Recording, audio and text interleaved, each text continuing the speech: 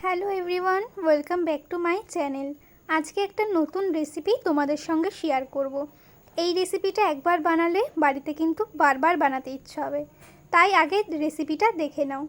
এখানে কড়াইতে তেলটা ভালো করে যখন গরম হয়ে যাবে তখন এখানে আমি ছোট ছোট করে আলু কেটে রেখেছি। এবারে আলুগুলোকে আমি ভালো করে লাল লাল করে ভেজে নেব। দেখতেই পাচ্ছ আলুগুলো কিন্তু ভালো করে লাল লাল করে ভেজে নিয়েছি। এবার আলুগুলো আমি তুলে নিলাম।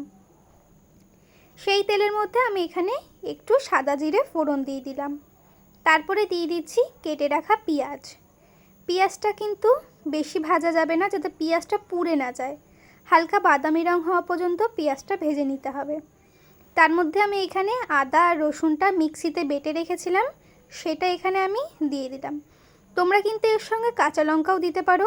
আমি এখানে আজকের কাঁচা লঙ্কা দিয়ে রান্নাটা করছি না, তাই এখানে আমি শুধু আদা আর রসুনটা বেটে নিয়েছি। তারপরে এখানে আমি একটু দিয়ে দিচ্ছি লঙ্কার গুঁড়ো। এটা কিন্তু ঝাল লঙ্কার গুঁড়ো। আমি যেহেতু আজকে কাঁচা লঙ্কা ব্যবহার করছি না, সেই জন্য আমি আজকে ঝাল লঙ্কার গুঁড়োটা ব্যবহার করছি। তারপরে এবার দিয়ে দেবো জিরের গুঁড়ো। তোমরা চাইলে কিন্তু ধনের গুঁড়োও দিতে পারো। আমার কাছে অ্যাভেলেবেল ছিল না, সেই জন্য আমি শুধু জিরের গুঁড়োটাই ব্যবহার করেছি। এবার সব কিছু একসঙ্গে কিন্তু ভালো করে মিশিয়ে নিতে হবে।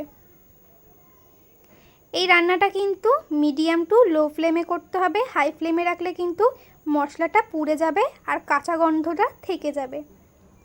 তারপরে এখানে পরিমাণ মতো নুন আর হলুদ দিয়ে দিলাম। দিয়ে এবার সব কিছু কিন্তু ভালো করে একসঙ্গে মিশিয়ে নেব।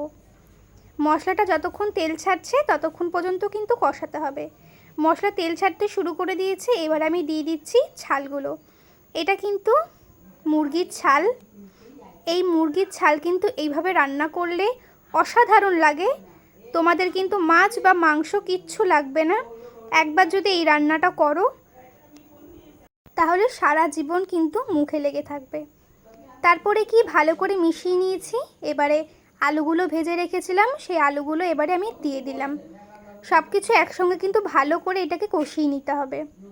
সব সময় কিন্তু একটা কথা মাথায় রাখতে হবে, যখন এই ছালটা রান্না করবে তখনই কিন্তু তেলের পরিমাণটা একদম অল্প দেবে, কারণ এই ছাল থেকে কিন্তু অনেকটা তেল বেরোয়। দেখতেই পাচ্ছ আমি কিন্তু তেল অল্প দিয়েছি, কিন্তু অনেকটা তেল বেরিয়েছে। তারপরে আমি একটু কষানোর পরে আমি জল দিয়েছি। জলটা আমি অল্প দিয়েছি। এবার জলটা দিয়ে একটুখানি নাড়া দিয়ে আমি এবার ঢাকা দিয়ে দেবো। তাতে আলুগুলো পুরোপুরি সিদ্ধ হয়ে যাবে আর ছালটাও কিন্তু পুরো সিদ্ধ হয়ে যাবে। এই ছালটা কিন্তু তোমরা গরম জলে ভালো করে ছাড়িয়ে নেবা, তারপরে কিন্তু এই রান্নাটা করতে হবে। এবারে ঢাকনাটা খুলে ভালো করে নাড়াচাড়া দিয়ে দেখব ছালটাও সিদ্ধ হয়ে গেছে আর আলুটাও সিদ্ধ হয়ে গেছে, আর কালারটাও অনেক সুন্দর এসেছে। ব্যাস, এবার আমার রান্না কমপ্লিট। এই রান্নাটা তোমরা বাড়িতে একবার করে দেখো, অসাধারণ টেস্ট হয়। আর ভিডিওটা ভালো লাগলে একটা লাইক করো।